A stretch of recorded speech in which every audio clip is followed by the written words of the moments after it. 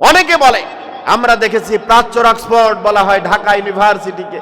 এই ঢাকা ইউনিভার্সিটির একজন প্রফেসর, সে বলেছিল ইদানিং যুবক সমাজের ভিতরে আল্লাহু আকবার, সুবহানাল্লাহ, আলহামদুলিল্লাহ, ইনশাআল্লাহ, আসসালামু আলাইকুম রাহমাতুল্লাহ এগুলা বেড়ে গিয়েছে, মনে হয় বাংলাদেশে জঙ্গিবাদ বেড়ে গিয়েছে। নাউযুবিল্লাহ। এগুলা কি জঙ্গিবাদের কথা? আল্লাহু আকবার কি জঙ্গিবাদের কথা? সুবহানাল্লাহ, আলহামদুলিল্লাহ জঙ্গিবাদের কথা? আমরা বলতে চাই এই আল্লাহু আকবার তাকবীর আমি ইয়াসিন আজহারীর একার কোনো কথা নয়, ঠিক কি না? এই আল্লাহু আকবার তাকবীর আজকের মাহফিলের সভাপতি সাহেবের একার কোনো কথা নয়। এই আল্লাহু আকবার তাকবীর বাংলাদেশের বাইতুল মুকাররমের খতিব সাহেবের একার কোনো কথা নয়। এই আল্লাহু আকবার তাকবীর কাবার ইমামের একার কোনো কথা নয়। এই আল্লাহু আকবার তাকবীর হলো সারা বিশ্বের যত মুমিন মুসলমান আছে সবার হৃদয়ের ধ্বনি, ঠিক কিনা মুসলমান? আল্লাহু আকবার তাকবীর দিতে ভয় পাওয়া যাবে? আল্লাহু আকবার তাকবীর দিলে যদি কেউ ভয় পায়, যদি কারো অন্তরে জ্বালা পোড়া শুরু হয়ে যায়, বুঝতে হবে তার শরীরে ফেরাউন, নমরুদ, আবু জেহেলের রক্ত প্রবাহমান, ঠিক কিনা? হাজারো ব্যথা বেদনার পরে ফিরে আসনি তুমি আপন ঘরে, দিনের আলো তুমি ছড়িয়ে দিতে চলে গেলে মদিনায় মক্কা ছেড়ে। হে রাসূল তোমাকে ভুলি আমি কেমন করে, ঠিক কিনা? হে রাসূল তোমাকে ভুলি আমি কেমন করে। খেয়ে না খেয়ে দিন প্রচারের কাজে নিজেকে দিয়েছ বিলিয়ে, তায়েফের কাফেরেরা চিনল না আলো, দুষ্টু ছেলেদের পিছু দিল লেলিয়ে। পাথরের আঘাতে ক্ষত বিক্ষত হয়ে সারা শরীর থেকে রক্ত ঝরে। হে রাসূল তোমাকে ভুলি আমি কেমন করে। হে রাসূল তোমাকে ভুলি আমি কেমন করে। সকলে বলি মারহাবা। এই যুবক ভাই, নেইমারের গার্লফ্রেন্ডের নাম কি? বলবে হুজুর অমুক, গবেষণা করে। তো যাই হোক, আমাদের কলিজার টুকরো যুবক ভাইরা ইসলাম নিয়ে গবেষণা করে না, ইসলাম থেকে দূরে। আমি নড়াইলে একটি রেস্টুরেন্টে গিয়েছি 2 বছর আগে। যাওয়ার পরে একটা রেস্টুরেন্টে যাওয়ার পরে খাওয়া দাওয়া শেষে আমি বিল পেইড করার জন্য যাব। তো সেখানে একটা ছেলে বসে আছে ক্যাশে। ওই যুবক আমাকে বলে, হুজুর আমার জন্য দোয়া করবেন। আমি বললাম ঠিক আছে, ফি আমানিল্লাহ, দোয়া করি। বলে, হুজুর আমি আসলে হিন্দু। তো তার টেবিলের নিচে কাচের ভিতর দিয়ে দেখা যাচ্ছে বিশ্ব নবী মুহাম্মদুর রাসূলুল্লাহর জীবনী। সুবহানাল্লাহ বলেন, আরো জোরে সুবহানাল্লাহ। বিশ্ব নবীর জীবনী। আবার সে বলে হিন্দু। আমি ব্যাপারটা বুঝতে পারি নাই। বলে, হুজুর আমি 2 বছর ধরে বিশ্ব নবীকে নিয়ে স্টাডি করতেছি। সুবহানাল্লাহ। বিধর্মীরা, হিন্দু বৌদ্ধ খ্রিস্টানরা স্টাডি করে করে মুসলমান হচ্ছে, আর আমরা আমাদের নবীকে নিয়ে স্টাডি করি না, ইসলামকে নিয়ে স্টাডি করি না, কোরআন হাদিস নিয়ে স্টাডি করি না। কোরআন হাদিস থেকে আমরা দূরে সরে আছি, ঠিক কিনা? এই কোরআন হাদিস নিয়ে গবেষণার দরকার আছে না নাই? আমি 1 ঘন্টায় তো পুরা কোরআনটা আপনাদেরকে বলতে পারবো না, তবে তার সার নির্যাস 1 ঘন্টা আমি আজকে দেওয়ার চেষ্টা করব। শুরু থেকে শেষ পর্যন্ত বসে শুনবেন তো ইনশাআল্লাহ। এবং আলোচনা শেষে দাড়ি কার সর্বপ্রথম পেকেছিল এটা আমি বলবো ইনশাআল্লাহ। সেই পর্যন্ত অপেক্ষা করতে হবে, এর ভিতর থেকে বুঝতে পারেন কিনা দেখি। এবং আমি সারা বাংলাদেশে মাহফিলে যাই, সব জায়গায় আমি বলি, এই যে প্যান্ডেলের ভিতরে যে একটা পরিবেশ, এটাকে আমি মনে করি একটা ক্লাসরুম, ঠিক কিনা? টিচিং অ্যান্ড লার্নিং, আমি শিক্ষা দেওয়ার জন্য এসেছি, আপনারা কিছু শিক্ষা গ্রহণ করার জন্য এসেছেন, ঠিক কিনা? নাকি রাগ করতেছেন? বিশ্বনবী বলেছেন, মান সালাকা তরিকান ইয়ালতামিসু ফিহি ইলমান সাহালাল্লাহু লাহু বিহি তরিকান ইলাল জান্নাহ। যেই ব্যক্তি ছাত্র অবস্থায় দুনিয়ায় পথ চলতে থাকে, সেই ব্যক্তি সাধারণ কোনো পথে থাকে না, জান্নাতের পথে থাকে। সুবহানাল্লাহ। সুতরাং মাহফিলে আমি শিক্ষক, আপনারা ছাত্র, মসজিদে খতিব সাহেব শিক্ষক, আমরা ছাত্র, ঠিক কিনা? রাজি আছি তো ইনশাআল্লাহ? ইমাম আহমদ বিন হাম্বল 4 মাযহাবের একজন, আপনারা নাম শুনেছেন কিনা? এই ইমাম আহমদ বিন হাম্বল তিনি বলেছেন, মাই আল মিহবারা হাত্তাল মাকবারা, আমার সাথে দত কলম থাকবে, খাতা কলম থাকবে আমার কবর পর্যন্ত। আপনারা আমরা রাজি আছি কিনা? রাজি আছি না ইনশাআল্লাহ? অনেকে বলে মুরব্বী হয়ে গেছে, লেখাপড়ার সময় নাই। না, জীবনের লাস্ট সময় পর্যন্ত লেখাপড়া করে যেতে হবে, অথবা চেষ্টা করে যেতে হবে ইনশাআল্লাহ। রাজি আছি তো ইনশাআল্লাহ? আল্লাহ তৌফিক দিন, সকলে বলে আমিন। আজকের মাহফিলে প্রধান অতিথি হিসেবে রয়েছেন জনাব আলাউদ্দিন আহমেদ সাহেব, সাবেক চেয়ারম্যান, 9 নং ঝাপা ইউনিয়ন পরিষদ, মনিরামপুর, যশোর। আসছেন? জি, চেয়ারম্যান সাহেব, সাবেক চেয়ারম্যান সাহেব ব্যস্ত মানুষ, আসতে পারে নাই। আমরা দোয়া করি আল্লাহ রাব্বুল আলামিন তিনাকে কবুল করুন, সকলে বলে আমিন। ইসলামের খেদমত করার তৌফিক দিন, সকলে বলে আমিন। আজকের মাহফিলে বিশেষ অতিথি হিসেবে রয়েছেন মাওলানা ইয়াকুব আলী সাহেব, অবসরপ্রাপ্ত শিক্ষক, ঝাপা আলিম মাদ্রাসা। মাশাআল্লাহ, আল্লাহ মোহতারামকে কবুল করুন, সকলে বলে আমিন। মাওলানা আব্দুল গনি সাহেব, জনাব আয়ুব হোসেন সাহেব, জনাব আব্দুল ফাত্তাহ টিটু সাহেব, জনাব আব্দুল আলিম সাহেব, জনাব হাজি মোহাম্মদ ইয়াকুব আলী মোড়ল সাহেব, আল্লাহ সবাইকে কবুল করে নিন, সকলে বলে আমিন। এছাড়া আজকের মাহফিলে তৃতীয় বক্তা হিসেবে কোরআন এবং হাদিস থেকে আলোচনা পেশ করেছেন মাওলানা মোহাম্মদ রাইহানুজ্জামান সাহেব, শিক্ষক, আলফালা ইসলামিক ইনস্টিটিউট, যশোর। অত্যন্ত চমৎকার কথা বলেছেন, আল্লাহ প্রিয় ভাইকে কবুল করুন, সকলে বলে আমিন। এবং আমার ইতিপূর্বে যিনি কথা বলেছেন, বিশিষ্ট ইসলামী চিন্তাবিদ, মিডিয়া ব্যক্তিত্ব ও তরুণ মুফাসসির, আমার একান্ত বন্ধুবর, স্নেহাস্পদ ভাই মাওলানা বুলবুল আহমেদ বাশার, বগুড়া, সুদূর বগুড়া থেকে আসছেন মুসাফির হালতে। প্রিয় ভাই কোরআন এবং হাদিসের আলোকে অত্যন্ত চমৎকার কথা বলেছেন, আমরা যেন এগুলা মেনে চলতে পারি, আল্লাহ তৌফিক দান করুন, সকলে বলে আমিন। আমাকে আপনারা প্রধান বক্তা হিসেবে রেখেছেন, শুকরিয়া আপনাদের, শুকরিয়া মহান রব্বুল ইজ্জা ওয়াল জালালের দরবারে, আলহামদুলিল্লাহ। এছাড়া বিশেষ আকর্ষণ হিসেবে ছিল তারার মেলা শিল্পী গোষ্ঠী, আল্লাহ প্রিয় ভাইদেরকে কবুল করুন। মাহফিল পরিচালনায় রয়েছেন মাওলানা আতাউর রহমান সাহেব, শিক্ষক, ঝাপা আলিম মাদ্রাসা।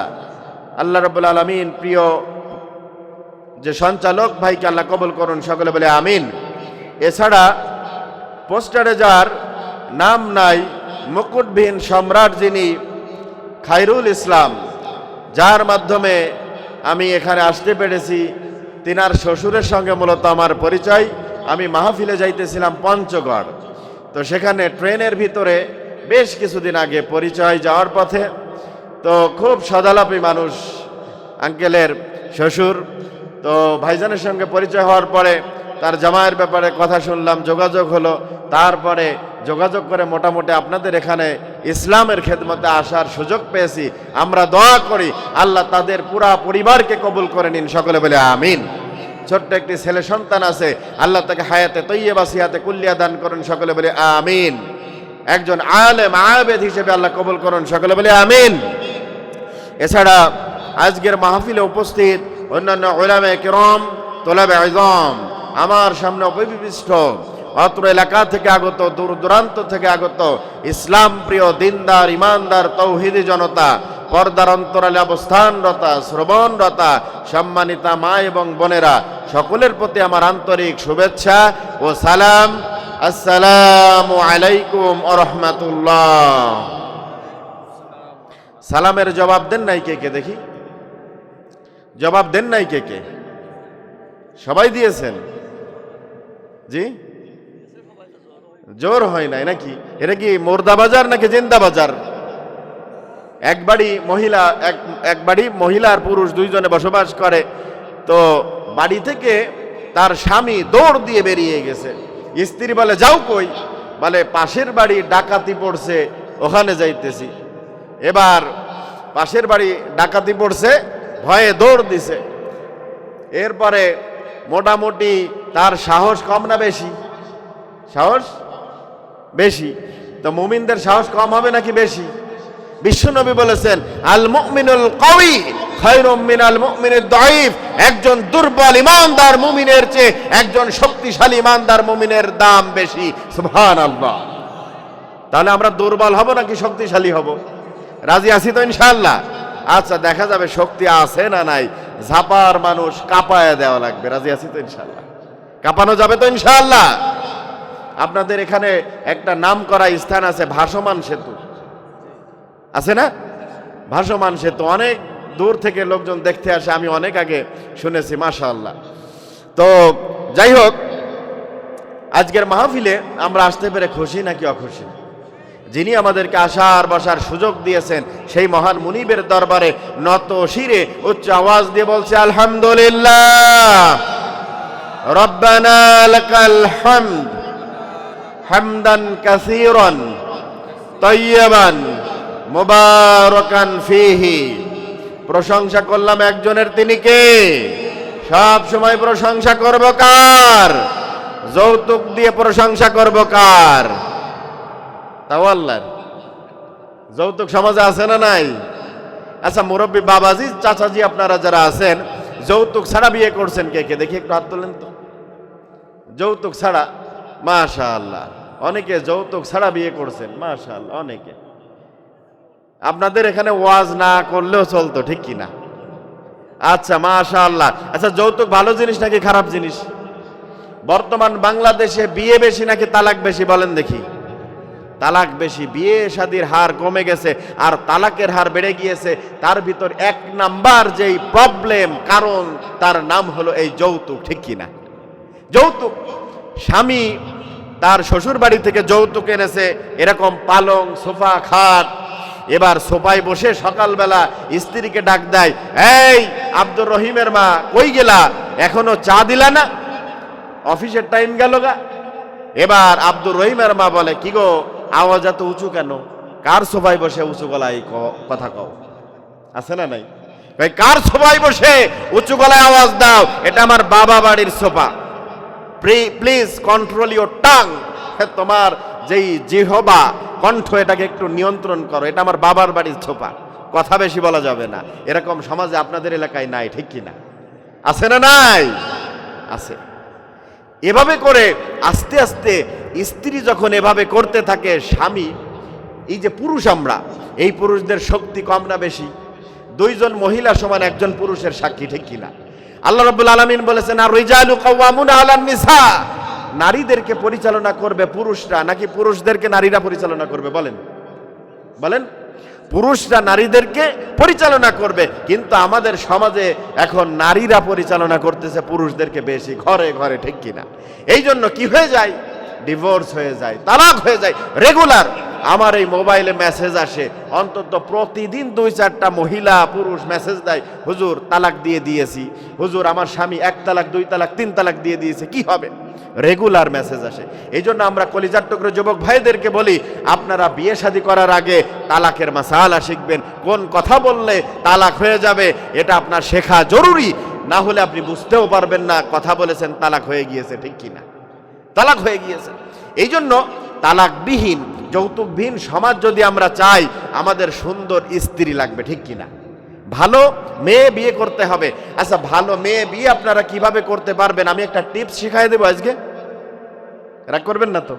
একটা টিপস, এটা যদি আমার যুবক ভাইরা যদি এটা ফলো করে বিয়ে করে, তারা ঠকবে না, ভালো মেয়ে পাবে বিয়ে সংসার করার জন্য ইনশাআল্লাহ। টিপসটা হলো, দেখবেন আপনারা যখন মেয়েদের বাড়িতে, কন্যাদের বাড়িতে পাত্রী দেখতে যান, ভালো করে মনোযোগ দিয়ে শুনতে হবে। পাত্রী দেখার জন্য গিয়েছেন, যাওয়ার পরে আপনারা পাত্রপক্ষ এরকম সোফায় বসে আছেন, দেখবেন মেয়ের মা নাস্তা নিয়ে টেবিলে এগিয়ে দেয়, চা, বিস্কিট, তারপরে সব কিছু এগিয়ে দেয়, আর মেয়ের বাবা এক কোনায় চুপচাপ করে বসে থাকে। এরকম নজির আছে না নাই? বলেন, আছে না নাই? আছে না? মেয়ের বাবা কি করে? চুপ করে বসে থাকে, আর মেয়ের মা পটর পটর করে। এবার শুরু করে, এবার ছেলের বাবাকে বলে, ভাইজান আমার মেয়ে কিন্তু সোনার চামচে মানুষ হয়েছে। কিসের চামচে? সোনার চামচে।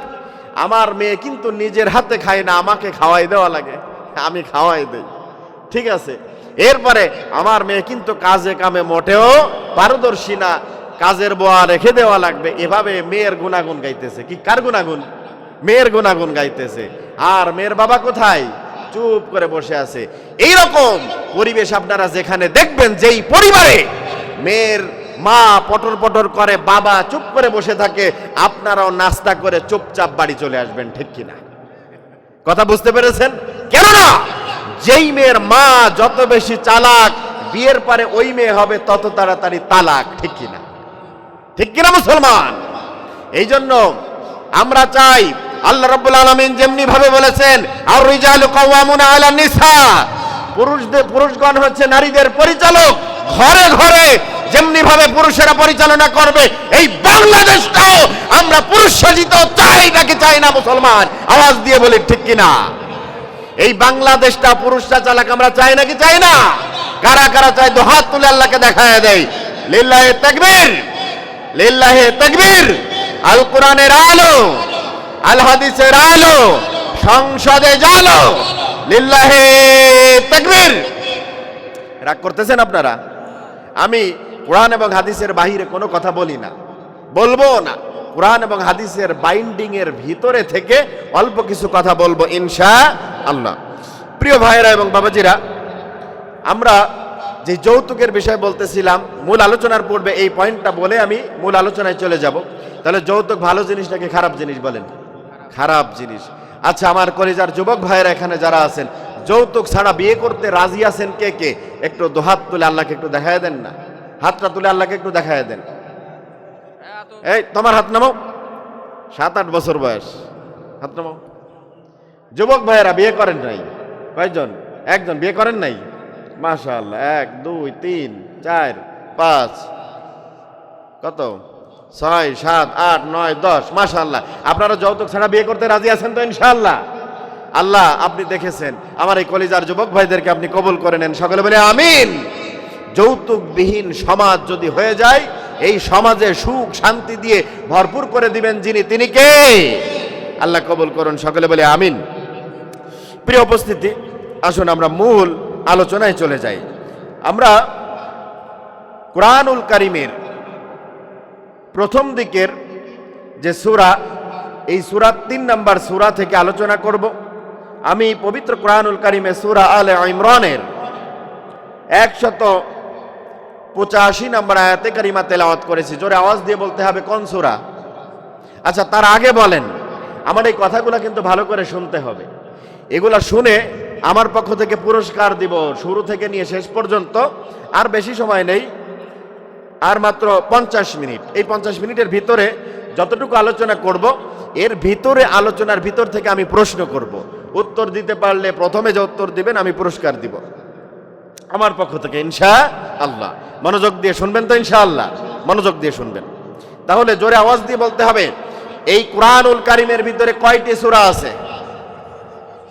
114টি সূরা আছে। এটা জানতেন না কে কে? একটু হাত তুলেন তো দেখি।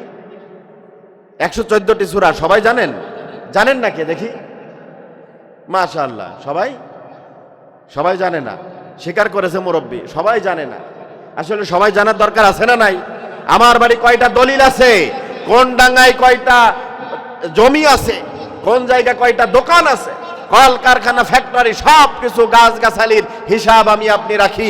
কিন্তু একটা কিতাব রব্বুল আলামিন হেদায়েতের পথ হিসেবে দিয়েছেন আমাকে আপনাকে, এটা আমরা আর খবর রাখি না, ঠিক কিনা? এটা জানার দরকার আছে না নাই মুসলমান? তাহলে জোরে আওয়াজ দিয়ে বলতে হবে, যারা জানি এবং যারা জানি না সবাই জোরে আওয়াজ দিয়ে বলতে হবে, এই কুরআনুল কারীমে কয়টা সূরা আছে? আরো জোরে। 114টি। মনে থাকবে ইনশাআল্লাহ। আমি যে সূরা তেলাওয়াত করেছি, এই সূরাটি কয় নাম্বার সূরা? কয় নাম্বার? 3 নাম্বার সূরা। কয় নাম্বার? 3 নাম্বার সূরা। আর নাম কি? সূরা আলে ইমরান। এরপরে কত নাম্বার আয়াত? 185। মনে থাকবে ইনশাআল্লাহ। আমি কিন্তু প্রশ্ন করব লাস্টের দিকে, মনে রাখবেন। এই আয়াতে আল্লাহ রাব্বুল আলামিন কি বলেছেন, সরল অনুবাদ করে আমরা মূল আলোচনায় যাব। রাব্বুল আলামিন বলেন, কুল্লু নাফসিন যায়িকাতুল মাউত। আত্মা যার আছে, জীবন যার আছে, মরণ তার আছে না নাই? Man is mortal. মানুষ মাত্রই মরণশীল। তো মানুষ মাত্রই মরতেই হবে। এরপরে রব্বুল আলামিন জানায় দিয়েছেন পরের অংশে, ওয়া ইন্নামা তুওয়াফাউনা উজুরাকুম ইয়াউমাল কিয়ামাহ, দুনিয়ায় তোমরা যা কিছু করবে পরকালে আমি তোমাদেরকে পুঙ্খানুপুঙ্খ পাই টু পাই তোমাদেরকে আমি এর প্রতিদান দিয়ে দিব। এরপরে রব্বুল আলামিন বলেন, ফামান যুহজিহা আনিন নার ওয়া উদখিলাল জান্নাহ ফাকাদ ফাজ, পরকালে ওই ব্যক্তি সফল হবে যে যাকে জাহান্নাম থেকে মুক্ত করে জান্নাতে প্রবেশ করানো হবে। ওই ব্যক্তিকে সফল করবেন কে? আল্লাহ। এরপরে রব্বুল আলামিন বলেন, ওয়ামাল হায়াতুদ দুনিয়া ইল্লা মাতাউল গুরুর, এই পার্থিব জিন্দেগি খেল তামাশার জায়গা ছাড়া আর কিছু নয়। আল্লাহ কেন এই কথাগুলো বললেন আমরা সংক্ষিপ্ত আকারে জেনে নিব ইনশাআল্লাহ। ভাইরা আমার, বাবাজিরা আমার, গভীর মনোযোগ দিয়ে শুনি। এই দুনিয়ায় আমরা এসেছি, এই দুনিয়ায় আসার আল্লাহ রাব্বুল আলামিন কোন উদ্দেশ্য আমাদেরকে দিয়েছেন নাকি দেন নাই? দিয়েছে নাকি দেন নাই? দিয়েছে না? রাব্বুল আলামিনের কাছে জিজ্ঞাসা যদি করি, ও রব আপনি আমাদেরকে জানায় দেন কি উদ্দেশ্যে আমরা এসেছি। রাব্বুল আলামিন বলেন, ওয়ামা খালাকাতুল জিন্না ওয়াল ইনসা ইল্লা লিয়াবুদুন। আল্লাহু আকবার। রাব্বুল আলামিন বলেন, এই দুনিয়ায় আমি মানুষ জাতি এবং জিন জাতিকে সৃষ্টি করেছি, এই দুনিয়ায় পাঠিয়েছি একমাত্র আমি রব্বুল আলামিনের ইবাদত করার জন্য। সুবহানাল্লাহ। কার ইবাদতের জন্য? রব্বুল আলামিন সূরা নাহলের 36 নম্বর আয়াতে জানিয়েছেন, ওয়ালাকাদ বা'আসনা ফি কুল্লি উম্মাতির রাসূলা আন ইবুদুল্লাহা ওয়াজতানিবুত তাগুত। আল্লাহু আকবার। কুরআন তেলাওয়াত শোনার পরে আল্লাহু আকবার বলতে হয়। কি বলতে হয়? আরো জোরে আল্লাহু আকবার। এই আল্লাহু আকবার ধ্বনি দিতে আপনারা কি ভয় পান নাকি? অনেকে বলে, আমরা দেখেছি প্রাচ্য অক্সফোর্ড বলা হয় ঢাকা ইউনিভার্সিটিকে। এই ঢাকা ইউনিভার্সিটির একজন প্রফেসর, সে বলেছিল ইদানিং যুবক সমাজের ভিতরে আল্লাহু আকবার, সুবহানাল্লাহ, আলহামদুলিল্লাহ, ইনশাআল্লাহ, আসসালামু আলাইকুম ওয়া রাহমাতুল্লাহ এগুলা বেড়ে গিয়েছে। মনে হয় বাংলাদেশে জঙ্গিবাদ বেড়ে গিয়েছে। নাউযুবিল্লাহ। এগুলা কি জঙ্গিবাদের কথা? এই আল্লাহু আকবার কি জঙ্গিবাদের কথা? সুবহানাল্লাহ, আলহামদুলিল্লাহ জঙ্গিবাদের কথা? আমরা বলতে চাই, এই আল্লাহু আকবার তাকবীর আমি ইয়াসিন আজহারীর একার কোনো কথা নয়, ঠিক কি না? এই আল্লাহু আকবার তাকবীর আজকের মাহফিলের সভাপতি সাহেবের একার কোনো কথা নয়। এই আল্লাহু আকবার তাকবীর বাংলাদেশের বাইতুল মুকাররমের খতিব সাহেবের একার কোনো কথা নয়। এই আল্লাহু আকবার তাকবীর কাবার ইমামের একার কোনো কথা নয়। এই আল্লাহু আকবার তাকবীর হলো সারা বিশ্বের যত মুমিন মুসলমান আছে সবার হৃদয়ের ধ্বনি, ঠিক কি না মুসলমান? আল্লাহু আকবার তাকবীর দিতে ভয় পাওয়া যাবে? আল্লাহু আকবার তাকবীর দিলে যদি কেউ ভয় পায়, যদি কারো অন্তরে জ্বালা পোড়া শুরু হয়ে যায়, বুঝতে হবে তার শরীরে ফেরাউন, নমরুদ, আবু জেহেলের রক্ত প্রবাহমান, ঠিক কিনা? কেননা মুমিন যখন আল্লাহু আকবার তাকবীর দিবে এবং তাকবীর শুনবে, তার অন্তরটা তাজা করে দিবেন যিনি, তিনি কে? তার হৃদয়টা বিগলিত হয়ে যাবে, আল্লাহর দিকে ঝুঁকে যাবে। তো এই তাকবীর দিতে রাজি আছি ইনশাআল্লাহ? আচ্ছা, সংক্ষিপ্ত আকারে আমরা দুইটা তাকবীর দিয়ে মূল আলোচনায় যাব। প্রথমে আমার মুরব্বী বাবা এবং চাচাজি আপনারা, তারপরে যুবক ভাইরা। রাজি আছি তো ইনশাআল্লাহ? দেখি ঝাপার মানুষ আপনারা কেমন কাঁপাতে পারেন। আচ্ছা, আমার মুরব্বী বাবাজি আপনারা জোরে আওয়াজ দিয়ে বলতে হবে লিল্লাহি তাকবীর। আওয়াজ মোটামুটি আছে নাকি? আচ্ছা, আমার যুবক ভাইরা, বাবা চাচাদের হারিয়ে দেওয়া যাবে তো ইনশাআল্লাহ? রাজি আছেন তো ইনশাআল্লাহ? যুবক ভাইরা কোথায়? ভলান্টিয়ার যারা আছে সবাই চলে আসেন, মাঠের ভিতরে চলে আসেন, আর ঘোরাঘুরি করা যাবে না। জি, আমরা জোরে একটু তাকবীর দেব, গলাটা একটু পরিষ্কার করে নিই, জোরে আওয়াজ দিয়ে বলি। পারা যাবে ইনশাআল্লাহ? এবার জোরে আওয়াজ দিয়ে লিল্লাহি তাকবীর। মাশাআল্লাহ, সকলে বলি মাশাআল্লাহ। এবার সকলে মিলে আমরা কি করব? তিনটা তাকবীর দিয়ে মূল আলোচনায় যাব, জোরে আওয়াজ দিয়ে। যেহেতু একটু শীত পড়েছে, আপনারা মানুষও অনেক কম, একটু আমরা শরীর চাঙ্গা করে মূল আলোচনায় যাব। জোরে আওয়াজ দিয়ে বলি লিল্লাহি তাকবীর, লিল্লাহি তাকবীর, লিল্লাহি তাকবীর। ভাইরা আমার, বাবাজিরা আমার, গভীর মনোযোগ দিয়ে শুনি। আর আল্লাহ রাব্বুল আলামিন এই কুরআনুল কারীম আমাদেরকে দিয়েছেন হেদায়েতের জন্য। রাব্বুল আলামিন জানায় দিয়েছেন আলিফ লাম মিম যালিকাল কিতাবু লা রাইবা ফি। আল্লাহু আকবার। আল্লাহ রাব্বুল আলামিন জানায় দিয়েছেন এটা এমন একটা কিতাব যার ভিতরে বিন্দু মাত্র কোনো সন্দেহ নাই। হুদাল লিল মুত্তাকিন, হেদায়েতের জন্য সঠিক পথ দেখিয়ে দিয়েছেন যিনি, তিনি কে? বিশ্বাস আছে না নাই? আচ্ছা, দুনিয়ার মানুষ যখন বই লেখে, আপনাদের বাসা বাড়িতে বই আছে না? রাইটার, লেখক যারা আছে তারা কি লিখে?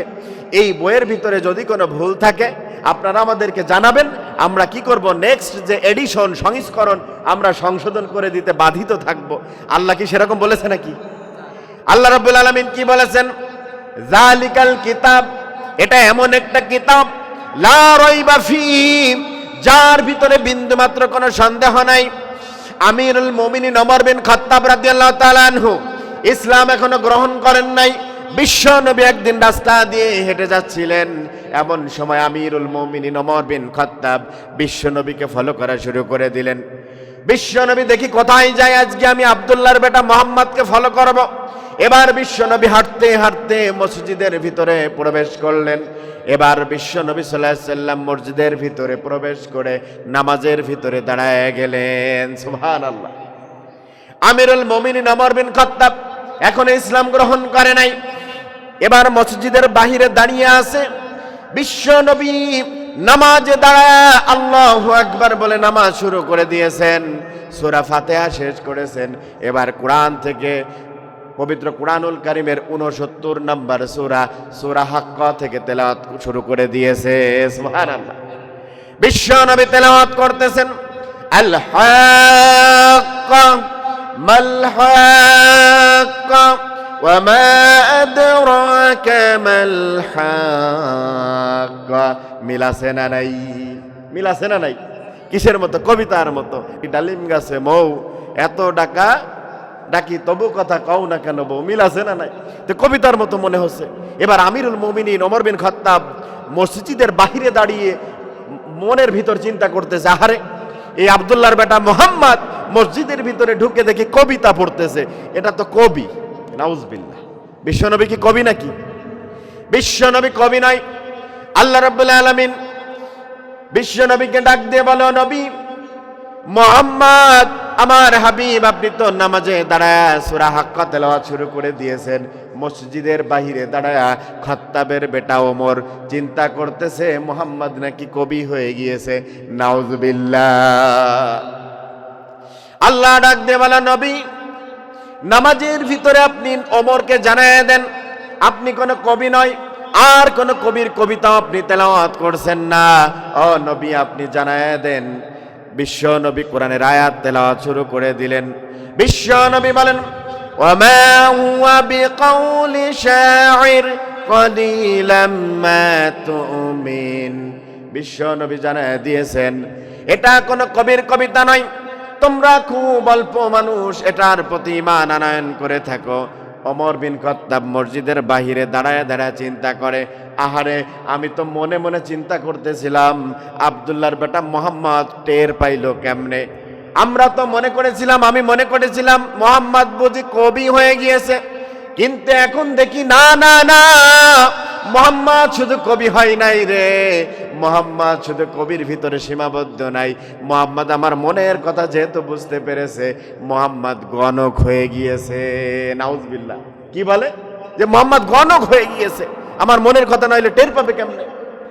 এবার আল্লাহ রাব্বুল আলামিন বিশ্ব নবীকে ডাক দিয়ে বলো, নবী ওমর তো গিয়ার বাড়ায়া দিয়েছে।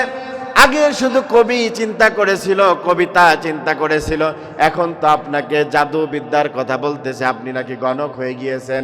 আপনি ওমরের ভুল ধারণা ভেঙে জানায় দেন এটা কোনো জাদুকরের কথা নয়। বিশ্ব নবী কুরআনুল কারীম তেলাওয়াত করেন, ওয়ালা বিকাউলি কাহিন কলিলাম মা তাযাক্কারুন। আল্লাহু আকবার। এটা কোনো গণকের কথা নয়, তোমরা খুব অল্প মানুষ, এটা থেকে উপদেশ গ্রহণ করো। এবার ওমর রাদিয়াল্লাহু তাআলা মসজিদের বাহিরে দাঁড়ায় দাঁড়ায় এই তেলাওয়াত শুনতেছে, মনে যা চিন্তা করে, দেখি মুহাম্মদ সাল্লাল্লাহু আলাইহি ওয়াসাল্লাম নামাজের ভিতরে তাই বলেন।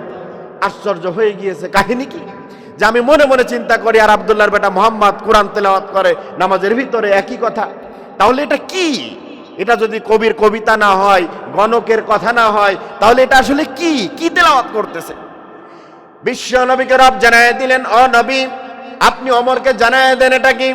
রব্বুল আলামিন বলেন, তানজিলুম মির রাব্বিল আলামিন। ও দুনিয়ার মানুষেরা শোনো শোনো, এটা কোনো কবির কবিতা নয়, এটা কোনো গণকের কথা নয়, এটা হলো আমার আপনার রব আল্লাহ রাব্বুল আলামিনের পক্ষ থেকে নাজিলকৃত একমাত্র জীবন বিধান কোরআন। আল্লাহু আকবার। এটা কি? কোরআন। সুতরাং এটা নবীর কোনো কথা নয়। বিশ্ব নবী সাল্লাল্লাহু আলাইহি ওয়াসাল্লাম কি এটা নিজে বানায় বলেছেন নাকি? এটা কি নবীর কথা নাকি আল্লাহর কথা? আল্লাহর কথা। ভাইরা আমার, বাবাজিরা আমার, এই জন্য এমন একটা কিতাব আমরা পেয়েছি আর এমন একজন নবীকে আমরা পেয়েছি, যেই নবীকে আল্লাহ রাব্বুল আলামিন এই দুনিয়ার ভিতরে যত মানুষ এসেছে সবার ভিতরে সর্বশ্রেষ্ঠ মর্যাদা দিয়েছেন। বিশ্ব নবী বলেছেন, মান সাব্বা নাবিয়ান ফাকতুলুহু। এই নবীকে যেই ব্যক্তি গালি দিবে তাকে হত্যা করে ফেলতে হবে। ঠিক কি না? আল্লাহ রাব্বুল আলামিন আমাদের মাঝে কোরআন দিয়েছেন, আর এই কোরআন যার উপরে নাজিল করেছেন যে বিশ্ব নবী, এই নবী কম দামি নাকি বেশি দামি? বলেন, কম দামি নাকি বেশি দামি? এই নবীকে অনেকে গালি দেয়, কটূক্তি করে, আছে না নাই? আছে। বিশ্ব নবী বলেছেন, মান সাব্বা নাবিয়ান ফাকতুলুহু। যে নবীকে গালি দিবে তাকে হত্যা করে ফেলো। যে নবীকে গালি দিবে দুনিয়ায় বসবাস করবে এই অধিকার তার নাই। ঠিক কিনা মুসলমান? রাজি আছি না নাই?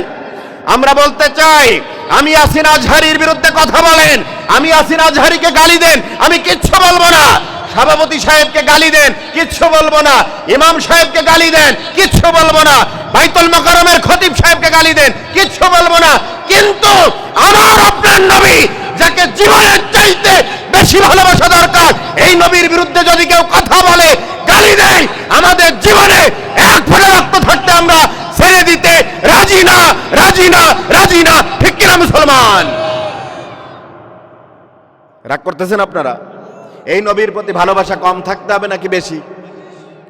ওমর বিন খাত্তাব রাদিয়াল্লাহু তাআলা আনহু বিশ্ব নবীর সঙ্গে রাস্তা দিয়ে হাঁটতেছিলেন। বিশ্ব নবী ওমর বিন খাত্তাবের হাতটা এভাবে ধরেছেন। ওমর বিন খাত্তাব বড্ড খুশি হয়ে গিয়েছেন। এবার ওমর বিন খাত্তাব বিশ্ব নবীকে ডাক দিয়ে বলে, ও নবী, আমি ওমর আপনাকে কত ভালোবাসি বলবো নাকি? আপনাদের চেয়ারম্যান সাহেব মনে করেন রাস্তা দিয়ে হাঁটতেছে, এবার সাধারণ একজন মানুষের হাত যদি এভাবে ধরে, তার ভালো লাগবে নাকি লাগবে না? বলেন, ভালো লাগবে না? চিন্তা করবে, হারে চেয়ারম্যান সাহেব আমার হাত ধরছে, ডানে বায়ে তাকাবে, তোমরা সবাই দেখো আমি কার হাত ধরেছি। এরপর থেকে গৌরব বেড়ে যাবে, অহংকার বেড়ে যাবে, তারপরে তার মর্যাদাও বেড়ে যাবে। তো ওমর বিন খাত্তাব রাদিয়াল্লাহু তাআলা আনহু এবং বিশ্বনবী এরকম রাস্তা দিয়ে হাঁটতেছিলেন। বিশ্বনবী ওমরের হাত এভাবে ধরছে, এভাবে। এবার বিশ্বনবী সাল্লাল্লাহু আলাইহি সাল্লাম হাত ধরেছেন, ওমর খুশি হয়ে গিয়েছে। এবার ওমর রাদিয়াল্লাহু তাআলা আনহু বিশ্বনবীকে বলে, ইয়া রাসূলুল্লাহ, আপনাকে কত ভালোবাসি বলবো নাকি? খুশি হয়ে গেছে। এবার বিশ্বনবী বলে, হ্যাঁ ওমর বলো, কত ভালোবাসো বলো। বলে, নবী, আমার জীবন বাদ দিয়ে দুনিয়ায় যা কিছু আছে সব কিছুর চাইতে আমি নবী, আপনি নবীকে আমি ওমর বেশি ভালোবাসি। একটা জিনিস বাদ দিয়েছে, কি বলেন? নিজের জীবন। বলে, আমার জীবন বাদ দিয়ে সব কিছুর চাইতে আপনি নবীকে বেশি ভালোবাসি। এই কথা যখন বলেছে, বিশ্ব নবী সাল্লাল্লাহু আলাইহি ওয়াসাল্লাম ওমর বিন খাত্তাবের হাতটা এভাবে ছেড়ে দিয়েছেন। হাতটা যখন ছেড়ে দিয়েছেন, ওমর রাদিয়াল্লাহু তাআলা আনহু বিচলিত হয়ে গিয়েছেন। বিচলিত হওয়ারই কথা, ঠিক কিনা? যে হাতটা ধরছে। এবার ওমর রাদিয়াল্লাহু তাআলা চিন্তা করলো, আরে আমি তো নবীকে বলেছি সব কিছুর চাইতে বেশি ভালোবাসি, একটা জিনিস বাদ দিয়ে শুধু জীবন, তো নবী আমার হাতটা ছেড়ে দিল কেন? বিশ্ব নবীকে বলে, ইয়া রাসূলুল্লাহ, কোনো ভুল করেছি নাকি আমি? এবার বিশ্ব নবী ওমর বিন খাত্তাবকে ডাক দিয়ে বলে, ওমর, ভুল করে ফেলেছো। বলে, কি ভুল? বলে, তুমি ওমর যতক্ষণ পর্যন্ত তোমার নিজের জীবনের চাইতে আমি নবীকে বেশি ভালো না বাসবে, ততক্ষণ পর্যন্ত পূর্ণ ঈমানদার হতে পারবে না। বলে, যতক্ষণ পর্যন্ত তোমার নিজের জীবনের চাইতে আমি নবীকে বেশি ভালো না বাসবে, ততক্ষণ পূর্ণ ঈমানদার হতে পারবে না। ওমর বিন খাত্তাব বলেন, নবী বিষয়টি যদি এমন হয়ে থাকে, সাহাবায়ে কিরাম কেমন ছিলেন? সামি'না ওয়া আতা'না, শুনলাম মানলাম, আমরা হাজার শুনি কিন্তু মানি না। সাহাবায়ে কেরাম শুনেছেন, সঙ্গে সঙ্গে মেনেছেন। বিশ্ব নবীকে ডাক দিয়ে বলেন, নবী বিষয়টা যদি এমন হয়, আমি এখনই জানাইয়া দিতেছি, আমি ওমরের নিজের জীবনের চাইতে আপনি নবীকে বেশি ভালোবাসি। সুবহানাল্লাহ। নিজের জীবনের চাইতে নবীকে বেশি ভালোবাসতে হবে, তাহলে আমরা ইমানদার হতে পারবো। আমরা রাজি আছি তো ইনশাআল্লাহ? ভাইরা আমার, বাবাজিরা আমার, সেই নবীর উপরে আল্লাহ এই কোরআন দিয়েছেন। কোরআন অনেক দামি। এই কোরআনে সূরা আল ইমরানের 185 নম্বর আয়াতে রব জানায় দিয়েছেন, কুল্লু নাফসিন যায়িকাতুল মাউত। ও দুনিয়ার মানুষেরা, আমার বান্দারা, শোনো শোনো, আমি রব্বুল আলামিন তোমাদেরকে জানায় দিতেছি, দুনিয়ায় তোমরা বসবাস করতেছ, আর আমি তোমাদেরকে জীবন দিয়েছি। এই জীবন তোমাদের সব সময় থাকবে না। এই জীবন আমি দিয়েছি, আবার আমি তোমাদের জীবন নিতে পারি নাকি পারি না? আল্লাহ নিতে পারে নাকি পারে না? আজকে একটি ঘটনা আপনারা শুনেছেন কিনা? একটা ছেলে, কত বছর, 2 বছরের মতো বয়স, রাজশাহী জেলার তানোড়ে হাঁটতে গিয়ে জমির ভিতরে একটা গর্তের ভিতরে পড়ে গিয়েছে। 32 ঘন্টা ধরে ফায়ার সার্ভিস তারা খোঁচাখুচি করে কি করেছে, তাকে উদ্ধার করেছে। বাচ্চাটা পাওয়া গেছে, আপনারা জানেন, বাচ্চাটা পাওয়া গেছে, জীবিত অবস্থায় পেয়েছে। আবার অনেক নিউজে আমরা দেখতে পাচ্ছি যে মারা গিয়েছে। 32 ঘন্টা ধরে চেষ্টা চালিয়েছে। এতক্ষণ, আল্লাহ চাইলে তো সবই সম্ভব, তারপরও এই বাচ্চাটা এতক্ষণ তো বেঁচে থাকার কথা না, গভীর নলকূপের ভিতরে। তো এই যে আল্লাহ রাব্বুল আলামিন, তিনি চাইলে বাঁচায়া দিতে পারেন, আবার মারতেও পারেন, ঠিক কিনা? তবে 32 ঘন্টা পর আমরা প্রথমে যে নিউজ পেয়েছি বেঁচে আছে। এই যে 32 ঘন্টা দুধ খাই নাই, খাবার খাই নাই, কিছু না খেয়ে যিনি বাঁচিয়ে রেখেছিলেন তিনি কে? সেই আল্লাহ আছে না নাই? এই রব জানাচ্ছেন, আমি তোমাদেরকে জীবন দিয়েছি, আবার মরণও আমি তোমাদেরকে দিব। তবে হ্যাঁ, আমার দিকে তোমাদেরকে ফিরে আসতে হবে। কিয়ামতের ময়দানে আমি তোমাদেরকে কঠিন হিসাব নিব। রব্বুল আলামিন জানায় দিয়েছেন, ওয়া ইন্নামা তুওয়াফাউনা উজুরাকুম ইয়াউমাল কিয়ামাহ। কিয়ামতের ময়দানে আমি তোমাদেরকে দুনিয়ায় যা কিছু তোমরা করেছো সব কিছু আমি ফিরাইয়া দিব। কে বলেছেন? কে বলেছেন? জোরে আওয়াজ দিয়ে বলেন। আল্লাহ। মানে দুনিয়ায় যা কিছু ভালো মন্দ করতেছি সব ফিরাইয়া দিবেন। এই দুনিয়ার জীবনে যা কামাই করেছি, কিয়ামতে রব যদি ফিরাইয়া দেন, স্থানটা ভয়াবহ হবে নাকি ভালো হবে? বলেন, ভালো হবে নাকি ভয়াবহ হবে? ভয়াবহ হবে। হাদিসের ভিতরে এসেছে, বিশ্বনবী বলেন, এই কিয়ামতের ময়দানে কঠিন মুসিবতের দিনে বান্দারা পেরেশান হয়ে যাবে। সূর্য আল্লাহ নিকটে নামায়া দিবেন, ঘাম বের হতে হতে, আমার আপনার শরীর থেকে যে ঘাম বের হবে, এই ঘাম বের হতে হতে কারো টাকনু পর্যন্ত ঘামের পানি হয়ে যাবে, কারো কাঁধ বরাবর, কারো হাঁটু বরাবর পানি হয়ে যাবে।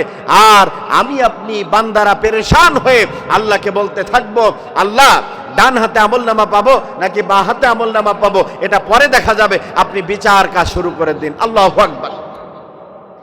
আল্লাহ কিয়ামতের ময়দানে এই কঠিন বিপদ, কঠিন সূর্যের তাপ সহ্য করা সম্ভব নয়। ও মাবুদ, আপনি বিচার কাজটা শুরু করে দিন। এই জন্য হাদিসের ভিতরে আসছে, আন আবি হুরায়রা রাদিয়াল্লাহু তাআলা আনহু قال قال رسول الله صلى الله عليه وسلم سبعة يظلهم الله في ظله يوم لا ظل إلا ظله الإمام العادل। বিশ্বনবী জানায় দিয়েছেন, আবু হুরায়রা থেকে বর্ণিত হাদিস, বুখারী মুসলিমের হাদিস, বিখ্যাত হাদিস। কিয়ামতের কঠিন মুসিবতের দিনে আল্লাহ রাব্বুল আলামিন একটা আরশ স্থাপন করবেন। এরকম একটা আরশ স্থাপন করে রাব্বুল আলামিন আরশের উপর অবস্থান করবেন। আর ওই দিন এই আরশের ছায়া ছাড়া আর কোনো ছায়া থাকবে না। এই ছায়ার নিচে আল্লাহ রাব্বুল আলামিন 7 শ্রেণীর মানুষদেরকে স্থান দিয়া দিবে। সুবহানাল্লাহ। কয় শ্রেণী? 7 শ্রেণী। এই 7 শ্রেণী কারা এই আরশের নিচে কিয়ামতের কঠিন বিপদের দিনে স্থান পাবে জানার দরকার আছে না নাই? আমরা এই 7টা পয়েন্ট আমরা বলবো ইনশাআল্লাহ। আমরা মনোযোগ দিয়ে শুনবো। আমি কিন্তু লাস্টে জিজ্ঞাসা করব, এগুলো আমরা মনোযোগ দিয়ে শুনবো। ভাইরা আমার, বাবাজিরা আমার, গভীর মনোযোগ দিয়ে শুনি। বিশ্বনবী সাল্লাল্লাহু আলাইহি ওয়াসাল্লাম বলেছেন, আল ইমামুল আদিল, ন্যায়পরায়ণ বাদশাহ হতে হবে। এক নম্বরে যারা আরশের নিচে স্থান পাবে তারা হলো ন্যায়পরায়ণ বাদশাহ। এই দুনিয়ার জমিনে ন্যায়পরায়ণ বাদশাহ, শাসক, চেয়ারম্যান, মেম্বার বেশি না কম? বলেন, বেশি না কম? আপনাদের এলাকায় থাকতে পারে, কিন্তু অনেক এলাকায় নেই। এই জন্য ন্যায়পরায়ণ বাদশাহ, শাসক যদি কেউ হয়, একদম আল্লাহ রাব্বুল আলামিন এক নাম্বার রোল দিয়া তাকে আরশের নিচে স্থান দিয়ে দিবেন। সুবহানাল্লাহ। ন্যায়পরায়ণ বাদশাহ যিনি হবে তিনি স্থান যেমনি ভাবে পাবেন। আর ন্যায়পরায়ণ বাদশাহ বানানোর জন্য আমি আপনি যদি সহযোগিতা করি, আমার আপনার সওয়াব আছে না নাই? আর ন্যায়পরায়ণ বাদশাহ যদি না হয়, তাদেরকে আমরা যদি নির্বাচিত করি, সামনে ঠেলে দেই, তাহলে এর ভাগীদার আমি আপনি হব নাকি হব না? হব নাকি হব না? আমি আপনি হব। এই জন্য আমাকে হিসাব করতে হবে, কাকে আমরা নেতা বানাচ্ছি, কাকে আমরা নেতা বানাবো। আমরা ন্যায়পরায়ণ বাদশাহ, শাসক, আমাদের বিচারক চাই নাকি চাই না? এক নম্বরে তারা স্থান পাবে। দুই নম্বরে রাজুলুন, দুই নম্বরে শাবুন নাশা ফি ইবাদাতি রাব্বিহি, ওই যুবক যে তার যৌবনকালটা একজনের ইবাদতে কাটিয়ে দেয়, তিনি কে? কার ইবাদতে? যৌবনকাল আল্লাহর ইবাদতে কাটাতে হবে। আমরা যুবক ভাইরা চিন্তা করি যে এখন যৌবনকাল, যুবক বয়স, খাও দাও ফুর্তি করো, দুনিয়াটা মস্ত বড়, যা হবার হবে, এখন আমরা ফুর্তি করি। কিন্তু না, বিশ্বনবী বলেছেন যৌবনকালটা আল্লাহর ইবাদতে কাটাতে হবে। তাহলে 7 শ্রেণীর ভিতরে 1 শ্রেণীর অন্তর্ভুক্ত, দ্বিতীয় শ্রেণীর অন্তর্ভুক্ত হয়ে আরশের নিচে কিয়ামতের দিন স্থান দিয়ে দিবেন কে? আল্লাহ রাব্বুল আলামিন। ভাইরা আমার, বাবাজিরা আমার, 3 নম্বরে যারা স্থান পাবে, রাজুলুন কলবুহু মুআল্লাকুন ফিল মাসাজিদ, যাদের অন্তর সব সময় মসজিদের দিকে ধাবিত থাকে, ফজরের নামাজ পড়ে বেরিয়ে যায়, মনের ভিতরে চিন্তা করে আসরের আজান কখন, জোহরের আজান কখন দিবে, জোহর পর্যন্ত অপেক্ষা করে, জোহর থেকে আসর, আসর থেকে মাগরিব, মাগরিব থেকে এশা, এশার নামাজ পড়ে ঘুমিয়ে যাবে, আর চিন্তা করবে কখন ফজরের আজান দেয়, আর উঠে আমি মসজিদে চলে যাব। ঠিক কিনা? রাজুলুন কলবুহু মুআল্লাকুন ফিল মাসাজিদ, যার অন্তর সব সময় মসজিদের দিকে ধাবিত থাকে, তাদেরকে আল্লাহ রাব্বুল আলামিন 3 নম্বরে এই আরশের নিচে স্থান দিয়ে দিবেন। তাহলে মসজিদের দিকে অন্তর সংযুক্ত থাকলে নামাজ পড়ার দরকার আছে না নাই? নাকি অন্তরটা শুধু মসজিদের সঙ্গে লাগায় রাখলে হবে? হবে নাকি? অনেকে যুবক ভাইরা বলে না যে হুজুর নামাজ না পড়লে কি হয়, ঈমান ঠিকই আছে, বলে নাকি বলে না? আল্লাহ রাব্বুল আলামিন সূরা আসরে জানায় দিয়েছেন, ওয়াল আসর ইন্নাল ইনসানা লাফি খুসর ইল্লাল্লাযীনা আমানু ওয়া আমিলুস সালিহাত। আল্লাহ রাব্বুল আলামিন সময়ের শপথ করে বলেন, দুনিয়ার সব মানুষ ক্ষতির মধ্যে রয়েছে, তবে 4 প্রকারের মানুষ ছাড়া 1 প্রকার হলো ইল্লাল্লাযীনা আমানু, যারা ঈমান আনয়ন করবে, ওয়া আমিলুস সালিহাত, ঈমানে নেই পারা বসে থাকলে হবে না, আমলে সালে করতে হবে। ঠিক কি না? আমলে সালে করতে হবে। ঈমানে নেই পারা নামাজে দাঁড়ায় যাওয়ার দরকার আছে না নাই? যারা বলে যে হুজুর নামাজ না পড়লে কি হয়, ঈমান ঠিকই আছে, ভুলের মধ্যে আছে না সঠিকের মধ্যে আছে? বলেন, ভুলের মধ্যে আছে। এজন্য নামাজ পড়ার দরকার আছে না নাই? বিশ্বনবী বলেছেন লা দীনা লিমান লা সালাতা লাহু, যার নামাজ নাই তার দিন নাই, ইসলাম নাই। নামাজ না পড়লে তার ইসলামই নাই। মনে করেন, একটা উদাহরণ দিলে ভালো করে বুঝবেন। এই পাশে একজন যুবক দাঁড়ায় আছে, এই যুবক নামাজ পড়ে না, বাকি সব ভালো কাজ করে। আচ্ছা, একটা ইবাদত আল্লাহ কবুল করবে? বিশ্বনবী কি বলেছেন? লা দীনা লিমান লা সালাতা লাহু, যার নামাজ নাই তার কোনো ইবাদত নাই, দিন নাই, শরিয়া নাই, সব বাদ। এই পাশে আর একজন যুবক দাঁড়ায় আছে, এই যুবকের বিপরীত। এই যুবক শুধু নামাজ পড়ে, বাকি সব খারাপ কাজ করে। এই যুবক সম্পর্কে আল্লাহ রাব্বুল আলামিন কুরআনুল কারীমে কি বলেছেন জানার দরকার আছে না নাই? আল্লাহ রাব্বুল আলামিন এই যুবক সম্পর্কে জানায় দিয়েছেন। আল্লাহ রাব্বুল আলামিন কুরআনুল কারীমে বলেন, ইন্নাস সালাতা তানহা আনিল ফাহশাই ওয়াল মুনকার। ও বান্দারা শোনো, ইন্নাস সালাতা, নিশ্চয় তোমার নামাজ, তানহা আনিল ফাহশাই ওয়াল মুনকার, তোমার চারপাশে যেই সমস্ত খারাপ কাজ আছে সব কিছু আস্তে আস্তে দূরে সরায় দিবে। সুবহানাল্লাহ। ইন্না সলাতা, নিশ্চয় তোমার নামাজ, তানহা, আস্তে আস্তে কি করবে, নিষেধ করে দিবে, দূর করে দিবে, সরায়া দিবে, আনিল ফাহশাই ওয়াল মুনকার, যত খারাপ কাজ তুমি করো না কেন নামাজের দিকে চলে আসো। Please come back your Lord, তোমার রবের দিকে ফিরে আসো। তোমার রব এই নামাজ পড়ার কারণে সব খারাপ কাজ থেকে তোমাকে সরায় তার দিকে তোমাকে নিয়ে নেবেন। সুবহানাল্লাহ। তাহলে নামাজ পড়ার দরকার আছে না নাই?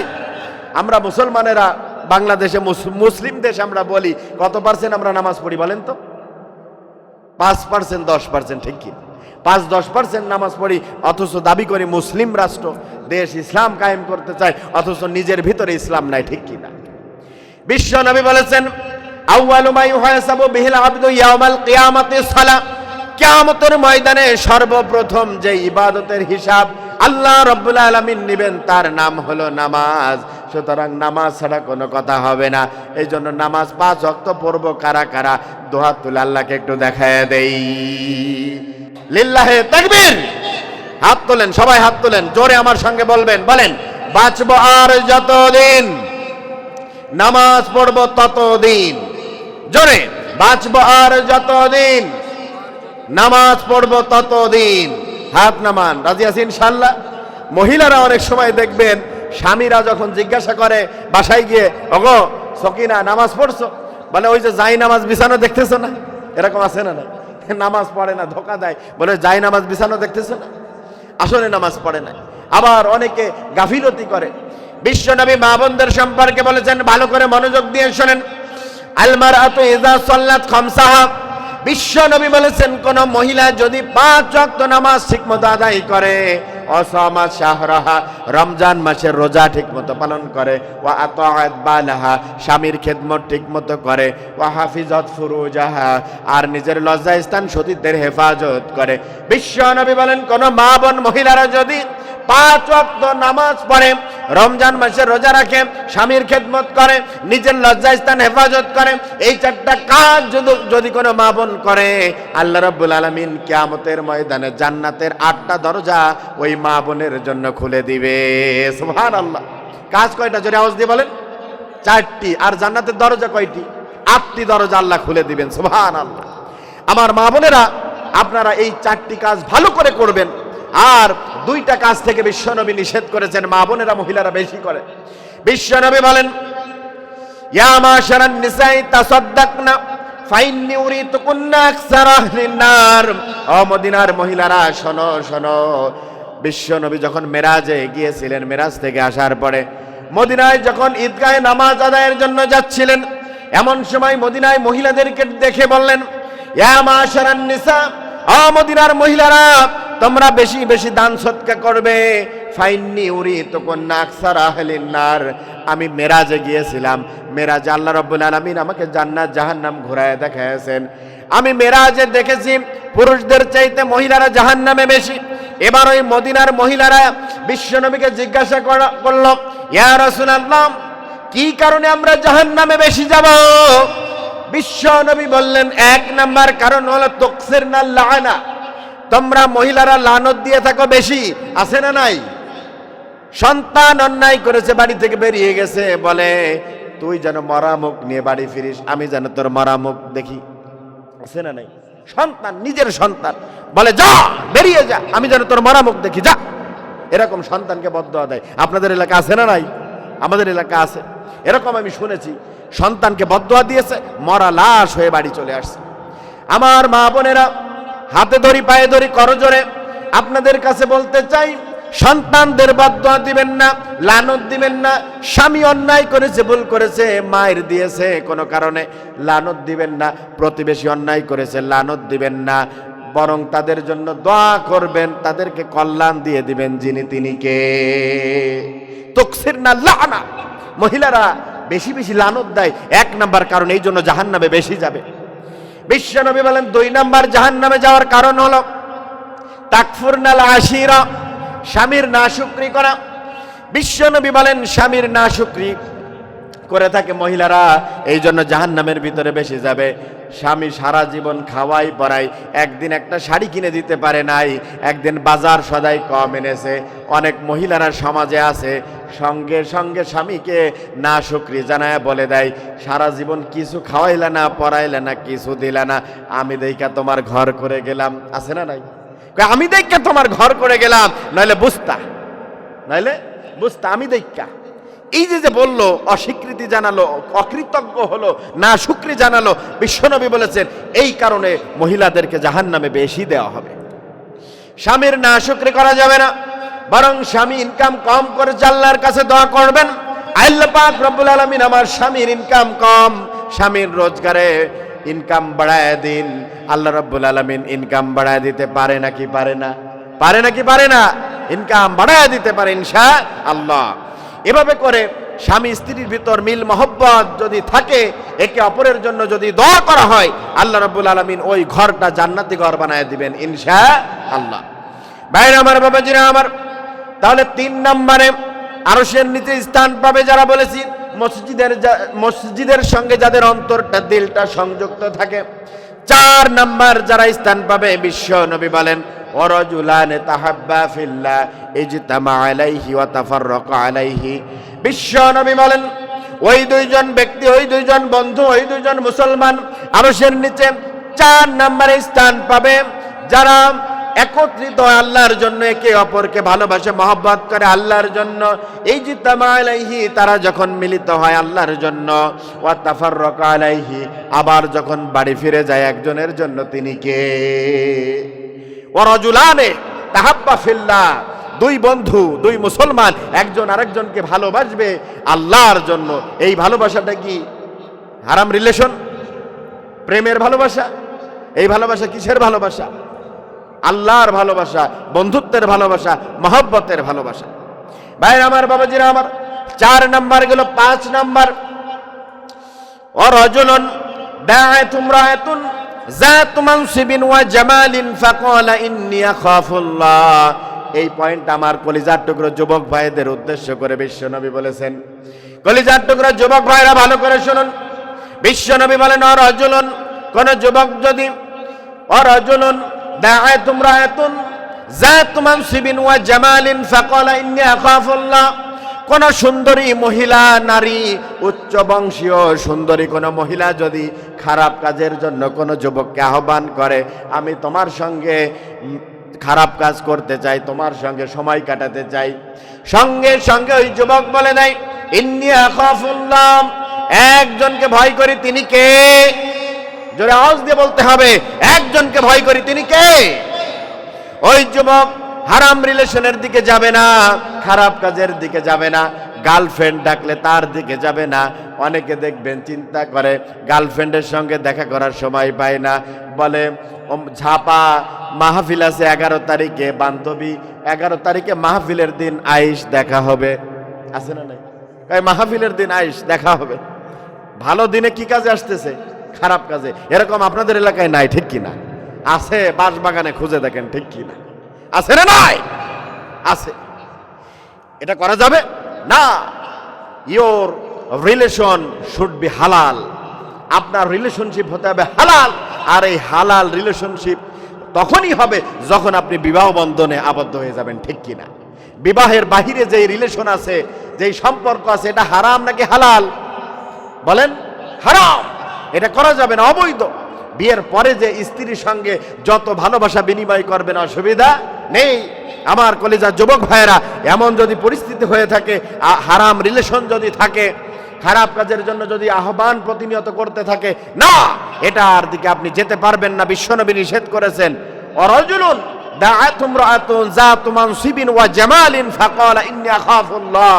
আপনাকে খারাপ কাজে আহ্বান করলে আপনি বলবেন ইন্নী আখাফুল্লাহ, আমি আল্লাহকে ভয় করি, ঠিক কিনা? ভাইরা আমার, বাবাজিরা আমার, এরপরে 6 নম্বরে বিশ্বনবী জানায় দিয়েছেন ওয়ারাজুলুন তাসাদদাকা বিসাদাকাতিন ফাআখফাহা হাত্তা লা তা'লামা শিমালুহু মা তুনফিকু ইয়ামিনু। ওই যুবক, ওই ব্যক্তি যে ডান হাত দিয়ে দান করে বাঁ হাতটা জানতে পারে না, আবার বাঁ হাত দিয়ে দান করে ডান হাত তার জানতে পারে না, অর্থাৎ গোপনে আল্লাহর রাস্তায় দান করে। সুবহানাল্লাহ, গোপনে দান করে। অনেকে দেখবেন আমাদের সমাজ এলাকায় বিভিন্ন জায়গা আছে, দান করে 10,000 টাকা, এমন ভাব নাই মনে হয় 10 কোটি টাকা, ঠিক কিনা? দান করে 100 টাকা মনে হয় 1 লাখ টাকা, এরকম আছে না? নাই না, বিশ্বনবী বলেছেন গোপনে দান করতে হবে। যেন এই ডান হাত দিয়ে দান করব, এই যে 10 টাকা দিয়েছি আমার বাঁ হাতটা জানতে পারবে না, গোপনে। আর বাঁ হাত দিয়ে দিব, ডান হাত জানতে পারবে না, গোপনে। প্রকাশ্য দান করা যাবে কয়েকটা শর্তে। 1 নাম্বার শর্ত হলো এটা আল্লাহর সন্তুষ্টির জন্য হতে হবে। 2 নাম্বার, যে লোক দেখানোর জন্য নয়, বরং এটা দেখে যেন ইন্সপায়ার্ড হয়, উৎসাহ পায়, জনগণ আরো দান বেশি করে করে, এরকম নিয়ত যদি থাকে তাহলে প্রকাশ্য দান করা জায়েজ আছে। কিন্তু রিয়া, গর্ব অহংকার করে দান করলে জায়েজ নেই। সর্বশেষ পয়েন্ট, বিশ্বনবী জানায় দিয়েছেন অরাজুলুন যাকারাল্লাহ খালিয়ান ফাফাদাত আইনাহু। বিশ্বনবী জানায় দিয়েছেন 7 নম্বরে আরশের নিচে ওই ব্যক্তি স্থান পাবে যেই ব্যক্তি রাতের অন্ধকারে তাহাজ্জুদের নামাজ পড়ে, বিভিন্ন সময় আল্লাহর ইবাদত বন্দেগী যখন করে, তার ফাফাদাত আইনাহু, তার এই 2 চোখ বেয়ে কান্না করতে করতে এমন ভাবে পানি বেরিয়ে যায় মনে হয় তার এই 2 চোখ বেয়ে বন্যা প্রবাহিত হয়ে গিয়েছে।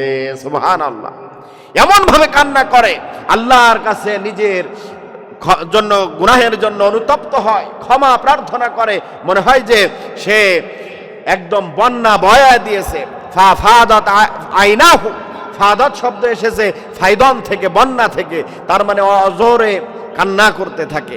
এভাবে আমি আপনি যদি আমার আপনার গুনাহের জন্য কান্না করতে থাকি, আল্লাহ আমার আপনার গুনাহ মাফ করে কি করবেন? আরশের নিচে স্থান দিয়ে দিবেন ইনশাআল্লাহ। এই 7টা পয়েন্ট মনে আছে তো আপনাদের? আমি জিজ্ঞাসা করবেন।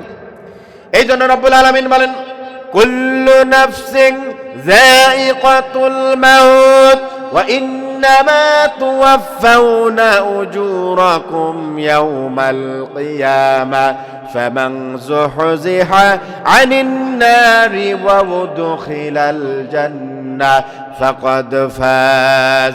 আল্লাহ রাব্বুল আলামিন বলেন মানুষ যেহেতু মরতেই হবে, আর দুনিয়ায় ভালো মন্দ যা কিছু করা হোক না কেন সব কিছু কিয়ামতের ময়দানে বুঝায় দেয়া হবে। ফামান যুহজিহা আনিন নার, দুনিয়ায় আমরা সফলতা চাই নাকি চাই না? সফলতা চাই নাকি চাই না? অনেকে আছে 5 তলা বাড়ি হলে সফল, অনেকে আছে বিসিএস ক্যাডার হলে সফল, অনেকে আছে A+ পাইলে সফল, অনেকে আছে একটি কি R15 কিনতে পারলে সফল। এরকম এক একজনের সফলতার মাপকাঠি এক এক রকম। কিন্তু আল্লাহ রাব্বুল আলামিন এই আয়াতে কারিমায় সূরা আলে ইমরানের 185 নম্বর আয়াতে আমাদেরকে জানায় দিয়েছেন, বান্দা দুনিয়ায় যা কিছু তুমি করো না কেন, আল ইয়াওমা নাখতিমু আলা আফওয়াহিহিম ওয়া তুকাল্লিমুনা আইদিহিম ওয়া তাশহাদু আরজুলুহুম বিমা কানু ইয়াকসিবুন। কিয়ামতের ময়দানে তোমার মুখ বন্ধ করে দেয়া হবে, তোমার হাত কথা বলবে, এই পা সাক্ষী দিবে তুমি কি ভালো করেছো কি মন্দ করেছো। আর কিয়ামতের ময়দানে তোমাকে যখন বিচার করা হবে, সর্বশেষ চূড়ান্ত সফলতা তখন তুমি পাবে। ফামান যুহজিহা আনিন নার, জাহান্নাম থেকে যখন তোমাকে টেনে নিয়ে উদখিলাল জান্নাহ, জান্নাতের ভিতরে দিয়ে দেয়া হবে, তখন তুমি বান্দা সফল হয়ে যাবে। সুবহানাল্লাহ। আমরা জান্নাতে যেতে চাই নাকি চাই না? কারা কারা চাই না দুহাত তুলে দেখাই। মোটামুটি আপনারা চান না, আমি বলেছি কারা কারা চাই না, বুঝতে পারেন না আর কি। যাই হোক, বিশ্বনবী বলেছেন কুল্লু বানি আদামা খাত্তাউন ওয়া খায়রুল খাত্তাইন আত-তাওয়াবিন। বিশ্বনবী বলেছেন আদম সন্তান ভুল করবে, ভুল করতেই পারে, তবে হ্যাঁ খায়রুল খাত্তাইন আত-তাওয়াবিন, আদম সন্তান ভুল করার পরে যদি কামব্যাক করে ফিরে আসে কার দিকে? আল্লাহর দিকে যদি ফিরে আসে, আল্লাহ রাব্বুল আলামিন তাকে ক্ষমা করে দেন। সুবহানাল্লাহ। ভাইরা আমার, বাবাজিরা আমার, অনেক যুবক ভাইরা আমার কাছে মেসেজ দেয়, ইয়াসিন আজহারী সাহেব এত গুনাহ জীবনে করেছি, আল্লাহ বোধহয় ক্ষমা করবে না। না না না, কুরআনুল কারীমে আল্লাহ যুবক ভাই আপনাকে ডেকে ডেকে রব আপনাকে জানায় দিতেছেন। রব্বুল আলামিন বলেন কুল ইয়া ইবাদিয়াল্লাযীনা আসরাফু আলা আনফুসিহিম লা তাকনাতু মির রাহমাতিল্লাহ। আল্লাহু আকবার। আল্লাহ রাব্বুল আলামিন বান্দাকে ডেকে ডেকে বলে, ও আমার বান্দারা শোনো শোনো শোনো, লা তাকনাতু মির রাহমাতিল্লাহ, আমার রহমত থেকে তুমি নিরাশ হয়ে যাও না রে বান্দা। তুমি যদি বিশাল আকাশ পরিমাণ যদি তুমি কি করো, গুনাহ করো, আমার কাছে সাগরের চাইতে বেশি রহমত আছে না নাই? বান্দা তুমি যত গুনাহ করেছো আমার কাছে শুধু স্বীকার করো, বলো আল্লাহ আমি গুনাহ করেছি, ক্ষমা করে দাও। আল্লাহ সঙ্গে সঙ্গে ক্ষমা করে দিবেন। সুবহানাল্লাহ। আল্লাহ বলেছেন লা তাকুনাতু মির রাহমাতিল্লাহ, আমার রহমত থেকে তুমি নিরাশ হয়ো না। ইন্নাল্লাহা ইয়াগফিরুয যুনুবা জামিআ, বান্দা কত গুনাহ করেছো তুমি, কত গুনাহ, আমি রবের কাছে তুমি ক্ষমা প্রার্থনা করো, আমি রব তোমার সব গুনাহ ক্ষমা করে দিব, জান্নাতে দিয়ে দিব। সুবহানাল্লাহ। ভাইরা আমার, বাবাজিরা আমার, গভীর মনোযোগ দিয়ে শুনি। এই জন্য বিশ্বনবী সাল্লাল্লাহু আলাইহি সাল্লামকে রব জানায় দিয়েছেন, দুনিয়ার সফলতা মানুষ বিভিন্নভাবে ব্যাখ্যা করে থাকে, আর আমি রব্বুল আলামিনের কাছে চূড়ান্ত সফলতা হলো জাহান্নাম থেকে বেঁচে যদি তোমরা জান্নাতে যেতে পারো তোমরা সফল হয়ে যাবে। তাহলে আমরা জান্নাতে যেতে চাই তো ইনশাআল্লাহ? এবার একটু আল্লাহর কাছে হাত তুলে দেখাই, কারা কারা জান্নাতে যেতে চায় ইনশাআল্লাহ? লিল্লাহে তাকবীর, লিল্লাহে তাকবীর। ভাইরা আমার, বাবাজিরা আমার, এই জান্নাতে যেতে হলে ডান হাতে আমলনামা পাওয়ার দরকার আছে না নাই? ডান হাতে বান্দাকে যখন আমলনামা দেয়া হবে ওই বান্দা বড্ড খুশি হয়ে যাবে, তার বন্ধু বান্ধবদেরকে ডেকে বলবে, কোরআনের ভিতরে রব্বুল আলামিন বলেন হা মুকরাউন, ওই বান্দা ডান হাতে এরকম যখন আমলনামা পেয়ে যাবে তার বন্ধুকে ডাক দিয়ে বলবে, বন্ধু আমি এই দেখো আমলনামা পেয়েছি, ডান হাতে পেয়েছি। যেমনি ভাবে স্কুল কলেজ ইউনিভার্সিটিতে পড়ুয়া ভাই বোনেরা এ প্লাস যখন পাই, গোল্ডেন এ প্লাস যখন পাই, বন্ধুকে ডেকে ডেকে বলে নাকি বলে না? বলে নাকি বলে না? বন্ধু এই দেখো আমি এ প্লাস পেয়েছি, আপা এই দেখেন এ প্লাস পেয়েছি, আম্মু আব্বু এই দেখেন এ প্লাস পেয়েছি। অনুরূপ ভাবে জান্নাতি বান্দারা যখন ডান হাতে এভাবে আমলনামা পাবে, বন্ধু বান্ধব আত্মীয় স্বজনকে ডাক দিবে, বলবে বন্ধু এই দেখো আমি ডান হাতে আমলনামা পেয়েছি, আমি জান্নাতে চলে যাব। আল্লাহু আকবার। এবার বাঁ হাতে যেই ব্যক্তি আমলনামা পাবে ওই ব্যক্তির আফসোস আছে না নাই? আফসোস আছে না নাই? আফসোস। এবার ডান হাতে আমলনামা পাওয়ার পরে এরকম পুলসিরাত আছে, পুলসিরাত চুলের চাইতে চিকন, খুরের চাইতে ধারানো, এরকম একটা পুলসিরাত পাড়ি দিয়ে জান্নাতে যেতে হবে। এবার এই পুলসিরাতের কিনারে আমলনামা নিয়ে ওই ডান হাতে যে আমলনামা পেয়েছে ওই ব্যক্তি আসবে, এসে এবার দাঁড়ানোর পরে আল্লাহ রাব্বুল আলামিন ফেরেশতাদের মাধ্যমে তাকে একটা ছাড়পত্র দিবে, এরকম একটা ছাড়পত্র। আচ্ছা বলেন তো, স্কুল কলেজ ইউনিভার্সিটি থেকে বদলি হয়ে আরেক জায়গায় গেলে ছাড়পত্রের প্রয়োজন আছে না নাই বলেন তো? আছে না? তো এরকম ছাড়পত্র দেয়া হবে। এই ছাড়পত্রের ভিতরে লেখা থাকবে, মনোযোগ সহকারে শুনি, বিসমিল্লাহির রহমানির রহিম, হাযা কিতাবুন মিনাল্লাহি লিফুলান ইবনি ফুলানিন আদখিলুহু ফি জান্নাতিন আলিয়া কুতুফুহা দানিয়া। সুবহানাল্লাহ। এই ছাড়পত্রে লেখা থাকবে বিসমিল্লাহির রহমানির রহিম, হাযা কিতাবুন, এটা আল্লাহর পক্ষ থেকে নাজিলকৃত কিতাব, ছাড়পত্র, লিফুলান ইবনি ফুলানিন, অমুকের পুত্র অমুকের জন্য এই ছাড়পত্র দেওয়া হলো। এই ছাড়পত্রের ভিতরে লেখা থাকবে আদখিলুহু জান্নাতিন আলিয়া, সুউচ্চ বিশাল জান্নাতের ভিতরে তাকে প্রবেশ করায় দাও। তাফসীর ইবনে কাসিরের ভিতরে এসেছে জান্নাতটা কয় স্তর হবে? 100টি স্তর হবে। সুবহানাল্লাহ। জান্নাত কতটি স্তর হবে বলেন? 100টি স্তর হবে। 100টি স্তরের ভিতরে প্রত্যেকটি স্তর আসমান এবং জমিনের মাঝে বিশাল যেই ব্যবধান, ফাঁকা জায়গা, এত বড় বিশালত্ব দিয়ে রব্বুল আলামিন জান্নাত তৈরি করবেন। এই জান্নাতের ভিতরে যখন বান্দাকে প্রবেশ করানো হবে, এবার ওই ছাড়পত্রের ভিতরে লেখা আছে কুতুফুহা দানিয়া, তাকে জান্নাতের নাজ নিয়ামত ভোগ করায় দাও। সুবহানাল্লাহ। এই যে আপেল, তারপরে আঙ্গুর ফল, তারপরে এই যে কমলা লেবু, আমাকে এই যে নাস্তা করাইছেন আপনারা, ওখানে বলবেন এই ফেরেশতারা আমার এই বান্দা জান্নাতে চলে আসছে, তাকে এবার ফল ফলালিন নাজ নিয়ামত খাওয়াইয়া দাও। সুবহানাল্লাহ। তো সেগুলা কি যে আপনারা যেগুলা খাওয়াইছেন এগুলা নাকি? এই ধরনের ফল থাকবে, স্বাদ ভিন্ন থাকবে। এবার ওই জান্নাতি বান্দা বলবে এই ফেরেশতারা এই আপেল কমলা মালটা আমি তো বাংলাদেশে খেয়েছি, আমি তো মিশরে খেয়েছি। এবার ওই জান্নাতি বান্দাকে ফেরেশতা ডাক দিয়ে বলবে, ও জান্নাতি বান্দারে, এটা বাংলাদেশের ফল নয় রে, এটা ইন্ডিয়া অস্ট্রেলিয়ার ফল নয়, এটা মিশরের কোনো ফল নয়, এটা দুনিয়ার কোনো ফল না, তুমি একটু খেয়ে দেখো না। এবার ওই জান্নাতি বান্দা ফল যখন খাবে তখন বুঝতে পারবে আসল স্বাদ। সুবহানাল্লাহ। দুনিয়ার জমিনে এরকম ভিন্নতা আছে না নাই বলেন তো? আমি মিশরে পড়াশোনা করেছি, 8 বছর পড়াশোনা করেছি ওখানে। আমি ওখানে যাওয়ার পরে the biggest Islamic university of the world, সারা বিশ্বে সবচেয়ে নামকরা Islamic university Al Azhar university, সেখানে যখন গিয়েছি 8 বছর সেখানে থেকেছি, মিশরের শাক সবজি ফল ফলালি খেয়েছি। আমি দেখেছি বাংলাদেশের যে কমলা মালটা আপেল এইগুলার স্বাদ আর মিশরের স্বাদ আকাশ পাতাল ব্যবধান। সুবহানাল্লাহ। এইগুলা খাওয়ার পরে ওইগুলা যখন খেয়েছি দেখেছি আকাশ পাতাল ব্যবধান। অরিজিনাল গাছ থেকে এরকম পেড়ে এনে কাদা মাটি পাতা সহকারে ভ্যানে করে বিক্রি করতেছে। সুবহানাল্লাহ। একদম তাজা তরতাজা, কেমিক্যাল ফরমালিন মুক্ত। আচ্ছা, ওই স্বাদ আর বাংলাদেশের স্বাদ ডিফারেন্স আছে না নাই? তাহলে 8000 কিলোমিটার দূরে এতটুক ডিফারেন্স যদি হতে পারে, দুনিয়ার ফল আর জান্নাতের ফলে এক হবে নাকি আলাদা হবে? আলাদা হবে। এই জন্য এই জান্নাতে এই ছাড়পত্রে লেখা থাকবে কুতুফুহা দানিয়া, তাকে জান্নাতের নাজ নিয়ামত ঝুঁকায়া দাও, ঝোলায়া দাও, সে ওখান থেকে নিয়ে ভক্ষণ করুক। সুবহানাল্লাহ। আপনারা ফেরাউনকে দেখছেন নাকি? আমি মিশরে লেখাপড়া করেছি, ফেরাউনকে সচক্ষে দেখে আসছি। ফেরাউন কয় হাত লম্বা আপনারা জানেন? জি জানেন না? 5 হাত না, ফেরাউন আমার হাতের 4 হাত। কয় হাত? আমি নিজে মেপে দেখেছি, 4 হাত, অর্থাৎ 6 ফিট মতো লম্বা হবে। এই ফেরাউন আছে না নাই? ফেরাউন এখনো জীবিত না মৃত? মৃত। ফেরাউন মুসা নবীকে মিশর ছেড়ে, আমি যে মিশরে পড়াশোনা করেছি, এই মিশর থেকে পালায়া যেতে বাধ্য করেছিল। আর এই ফেরাউন মিশর থেকে পালায় গেছে মুসা নবী, ঠিক আছে, কিন্তু ফেরাউনকে আল্লাহ জীবিত রাখে নাই, ঠিক কিনা? আচ্ছা, ফেরাউন কি ঈমান এনেছিল? ঈমান এনেছিল? তবে ঈমানের ঘোষণা দিয়েছে নাকি দেয় নাই?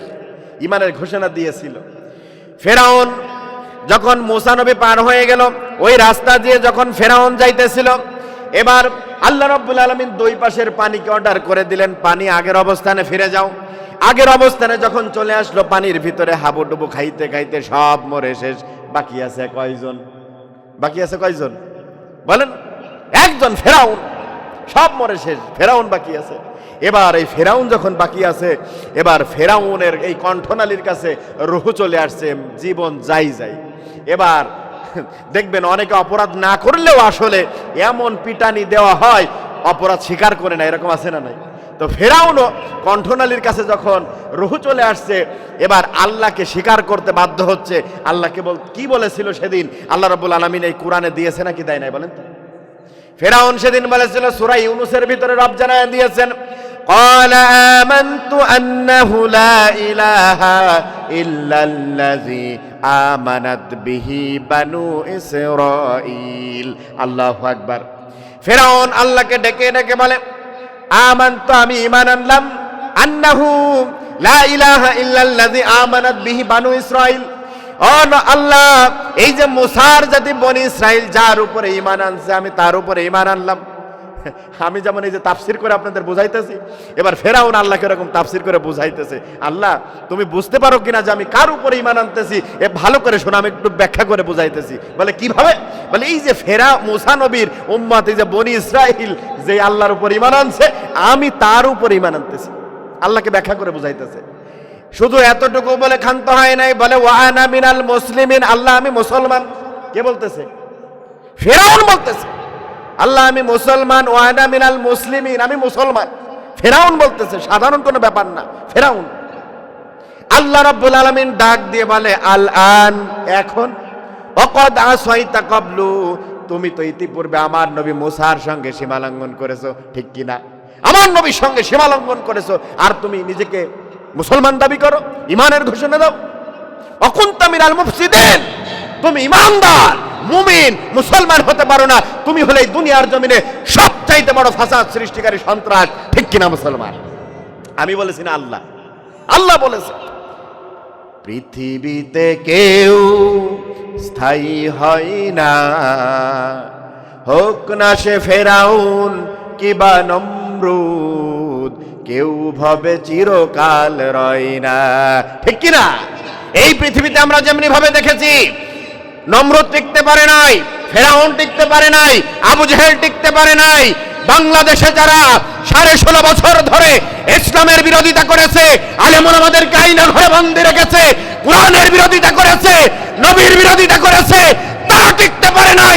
সামনে যদি করে তাও টিকতে পারবে না। ঠিক কিনা মুসলমান? এই ইসলামের দেশ বাংলাদেশ, ঠিক কিনা?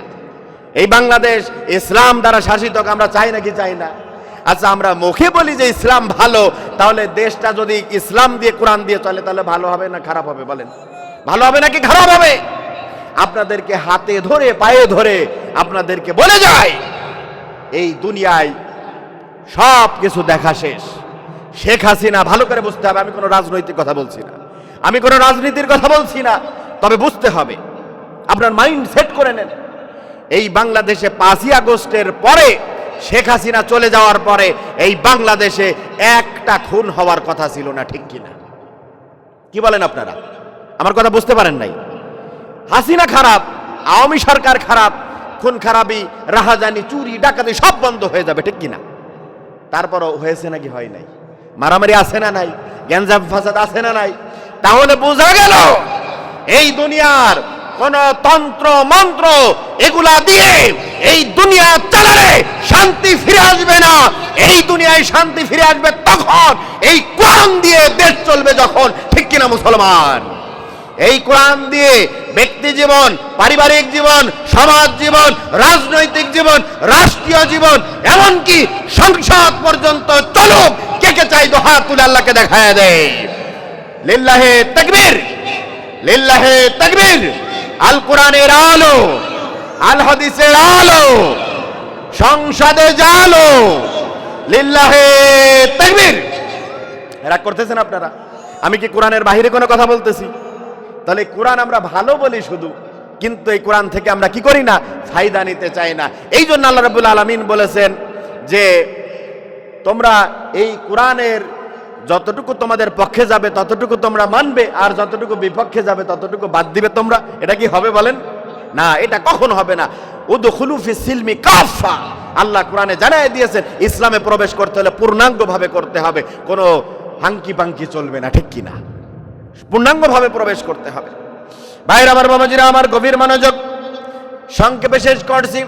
যে আয়াতে কারিমা তেলাওয়াত করেছিলাম, এই আয়াতে আল্লাহ জানায় দিয়েছেন, ও মানুষ, ও আমার বান্দা, দুনিয়ায় তোমাকে অল্প একটু সময় তোমাকে দেওয়া হয়েছে, এই সময় তোমাকে শেষ করে আবার আমি রব তোমাকে নিয়ে যাব। আর এই দুনিয়ায় ভালো মন্দ যত যা কিছু করো না কেন, কিয়ামতের ময়দানে কিন্তু আমি ফিরিয়ে দিব। তবে ভালো কাজ যদি বেশি হয়ে থাকে, আমি তোমাদেরকে জাহান্নাম থেকে টেনে টেনে জান্নাতে দিয়ে দিব। সুবহানাল্লাহ। তাহলে আমরা ভালো কাজ বেশি বেশি করব, রাজি আছি ইনশাআল্লাহ? কিয়ামতের ময়দানে যে 7 শ্রেণী মানুষ স্থান পাবে, এই 7 শ্রেণীর অন্তর্ভুক্ত হতে আমরা রাজি আছি ইনশাআল্লাহ। আল্লাহ রাব্বুল আলামিন কোরআন এবং হাদিসের আলোকে যেই সংক্ষিপ্ত কথা আমরা আলোচনা করেছি, এগুলা মেনে চলার তৌফিক দান করুন। সকলে বলে আমিন। আমি আরো একবার আপনাদেরকে সামারি হিসেবে বলে দিতে চাই যে 7 শ্রেণীর ব্যক্তিদেরকে আল্লাহ আরশের নিচে স্থান দিবেন। 1 নাম্বার হলো ন্যায়পরায়ণ বাদশা, 2 নাম্বার হলো ওই যুবক যে যৌবন বয়সে আল্লাহর ইবাদত করে, 3 নাম্বার যার অন্তরটা সবসময় মসজিদের দিকে ধাবিত থাকে, 4 নাম্বার ওই 2 জন যুবক যারা একজন আরেকজনকে আল্লাহর মহব্বতের জন্য ভালোবাসে, আর 5 নাম্বার হলো ওই সুন্দরী নারী যাকে যে আহ্বান করে কোনো যুবককে খারাপ কাজের জন্য, আর সে বলে ইন্নী আখাফুল্লাহ, আমি আল্লাহকে ভয় করি, ওই যুবক। এরপরে 6 নাম্বার, ডান হাত দিয়ে দান করতে হবে, বা হাত জানতে পারবে না, গোপনে আল্লাহর রাস্তায় দান করতে হবে। আর 7 নাম্বার পয়েন্ট হলো যে রাতের আধারে কান্না করতে হবে, তাহাজ্জুদের নামাজে বসে বসে কান্না করতে হবে, আল্লাহর কাছে গুনাহের জন্য ক্ষমা চাইতে হবে। এই 7 শ্রেণীর মানুষদেরকে আল্লাহ রাব্বুল আলামিন কিয়ামতের কঠিন মুসিবতের দিনে আরশের নিচে স্থান দিয়ে দিবেন ইনশাআল্লাহ। আমাদেরকে আল্লাহ রাব্বুল আলামিন এই 7 শ্রেণীর মানুষের অন্তর্ভুক্ত হওয়ার তৌফিক দান করুন। সকলে বলে আমিন। আল্লাহর কাছে আমরা দোয়া করি। জি, দাড়ি পাকা কার মনে আছে আপনাদের? আল্লাহু আকবার। আচ্ছা, এই প্রশ্ন করার আগে আপনারা যেহেতু এখনো বলতে পারেন নাই, আর একটা প্রশ্ন করে যাব, আর একটা প্রশ্ন করব, এটার উত্তর দিতেছি আমি। তো এর আগে আর একটা প্রশ্ন করে যাইব, উত্তর দিতে পারলে ভালো, না পারলে আগামীবার দিবেন, ঠিক কিনা? আগামীবার দাওয়াত দিবেন তো ইনশাআল্লাহ? না দিলে অসুবিধা নাই, মোবাইল আমার আঙ্কেলকে জানাই দেব। যাই হোক, আচ্ছা আমি মজা করে বলেছি। আচ্ছা বলেন তো, কিয়ামতের ময়দানে মানুষকে যে উঠানো হবে কবর থেকে, উলঙ্গ অবস্থায় নাকি কাপড় পরানো অবস্থায়? সবাই জানেন তো? মাশাআল্লাহ, ছোট একটা বাচ্চাও বলছে উলঙ্গ অবস্থায়। আচ্ছা, এবার প্রশ্ন হলো, মান হুয়া রাজুল, হু ইজ দিস পারসন? ওই ব্যক্তি কে যাকে সর্বপ্রথম আল্লাহ কাপড় পরিয়ে সম্মানিত করবেন? কে? এখানে এক ভাই বলছেন মুহাম্মদুর রাসূলুল্লাহ, চিন্তা করছেন সর্বশেষ নবী, আখেরি নবী, সর্বশ্রেষ্ঠ নবী, রাহমাতাল লিল আলামিন মুহাম্মদ সাল্লাল্লাহু আলাইহি সাল্লাম ছাড়া কেউ হতে পারে না। আর কেউ কোনো নাম বলবেন? জি, কে বললেন? ইব্রাহিম খলিলুল্লাহ বলছেন আরেকজন। আর কেউ? তিনি বলেছেন, চিন্তা করেছেন জাতির পিতা ইব্রাহিম আলাইহিস সালাম, তিনি ছাড়া আর কেউ হতে পারে না। আর কেউ আছেন নাকি? আসিয়া, মরিয়ম, আর আদম আলাইহিস সালাম। মাশাআল্লাহ, চিন্তা করছে প্রথম নবী, তাকে আল্লাহ আগে কাপড় পরাইয়া দিবে, ঠিক কিনা? যাই হোক, আচ্ছা বলেন তো, আল্লাহ কয়জন? দুনিয়া কয়টা? কুরআন কয়টা? জান্নাত? জান্নাত একটা, দরজা। যাই হোক, আচ্ছা তারপরে নবী এক, চাঁদ কয়টা? সূর্য কয়টা? সব যদি একটা হয়, কুরআন একটা, হাদিস একটা, সব যদি এক হয়, তাহলে কাপড় পরাবে একজনকে নাকি 10 জনকে? একজনকে প্রথমে। তাহলে আপনারা কয়জন বলেছেন? 7-8 জন বলেছেন মোটামুটি। তাহলে সঠিক না বেঠিক? আচ্ছা, একমতে কবে আসবেন আপনারা? আজকে না আগামীবার বলেন? না আমি বলবো না, এটা আপনাদের শাস্তি। কুরআন হাদিস গবেষণা করবেন, 1 বছর সময় দিয়ে গেলাম আমি। জি, না বললে যাইতে দিবেন না মুরব্বী নাকি? জানতে পারলে ভালো হতো। যাই হোক, আপনাদের জানার যেহেতু আগ্রহ আছে, আমি বলে যাবো ইনশাআল্লাহ। সংক্ষেপে বলি, সর্বপ্রথম কাপড় পরানো হবে যাকে, আর সর্বপ্রথম দাড়ি পেকেছিল যার, এই 2 জন একই ব্যক্তি, তিনি আর কেউ নয়, আমার আপনার জাতির পিতা হযরত ইব্রাহিম আলাইহিস সালাতু ওয়াস সালাম। মনে থাকবে ইনশাআল্লাহ, তিনি আমাদের জাতির পিতা, এই জন্য তার সম্মান বেশি। আর উলঙ্গ অবস্থায় থেকে কাপড় পরানো হবে, এই কারণে নমরুদ তাকে উলঙ্গ করে আগুনে নিক্ষেপ করেছিল, ঠিক কিনা? এই কারণে তাকে কাপড় পরায়া আল্লাহ সবচেয়ে প্রথমে সম্মান দিয়ে দিবেন। সুবহানাল্লাহ।